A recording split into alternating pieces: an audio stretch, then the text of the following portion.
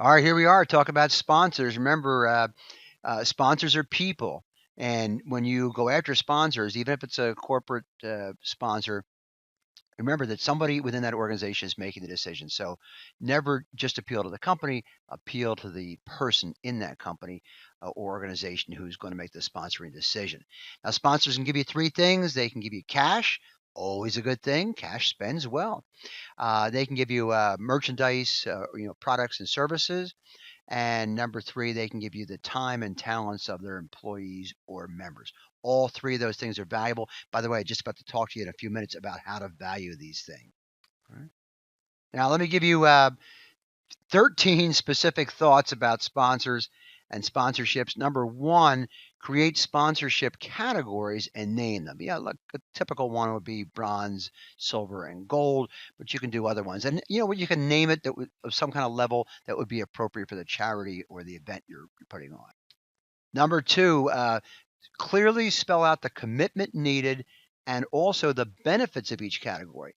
In other words, each greater category of commitment ought to bring more benefits to the sponsors. You should be able to tell them what those are. Number three, grow your sponsors over time. Show them how they can get more out of the sponsorship if they give more. Again, this goes back to making sure you have clearly stated benefits to the sponsor for giving more. Number four, use clear contracts and agreements to avoid conflict. This is really important. Have an attorney look this over for you. You want to make sure that there's no problems here, that you're getting what you think you're getting, and that the sponsor is getting what they think they're getting. Now, with sponsors, it's all about promotion and publicity. So give them publicity pre-event, on-site, and post-event. In other words, stretch it out. Make sure everyone knows who these people are. These are the people who are making this event possible, and this event's going to make it possible for you to help your cause. So now listen here, you want to sponsors can give you, as we said before, they can give you cash, they can give you merchandise, they can give you services, they can give you the time and talent. You want to make sure that there's a value placed on all of those. I mean, for cash, that's easy. They give you $1,000 in cash, it's got $1,000 worth of value. But if they're giving you, merchandise and services, place a value on that, and the time and talent, place a value on that. Now look at this. Here's a way to make your sponsors really happy and to leverage this. Let's suppose you have three levels of sponsorship. You've got bronze, silver, and you've got gold. Let's suppose that bronze sponsorship is $1,000 worth. So you've got a someone that's giving you $1,000 in cash. Now they've obviously made the decision not to give $2,500 in cash, which would be enough for a silver. So what you can do is you can say to them, "Hey, listen, I'll tell you what, you're already a bronze at 1,000 in cash. That's fantastic. Let's talk about what else you can give us. Let's put the value on that, and that value can move you up to silver, folks. This is a great way to tie in your sponsors. You know why? Because nobody else is doing this for them. Remember, you're competing for these sponsorships, makes them feel better. They get more benefits, and you get more benefits. This is a wonderful thing. All right, now, in order to recruit the right sponsors, you want to have a trained team of volunteers who are going out there looking for those sponsors, and make sure the sponsors have a kind of a respect for the people on that team. These should be your best people out recruiting your sponsors. Now, for larger sponsors, you want to make sure that the person who's talking to them has credentials and a title. In other words, they should have some sort of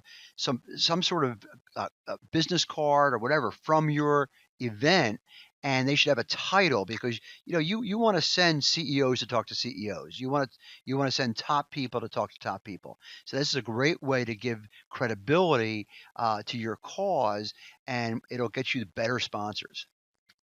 Number nine, just as with the same thing with volunteers and with participants, carefully spell out all rules and regulations.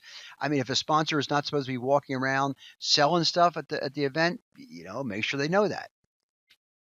Number 10, there's nothing like a sponsor's lounge. You want these people to feel good. You want a place for them to be able to get away where they can sit down in comfort. A sponsor's lounge is a fantastic thing, especially at a large event.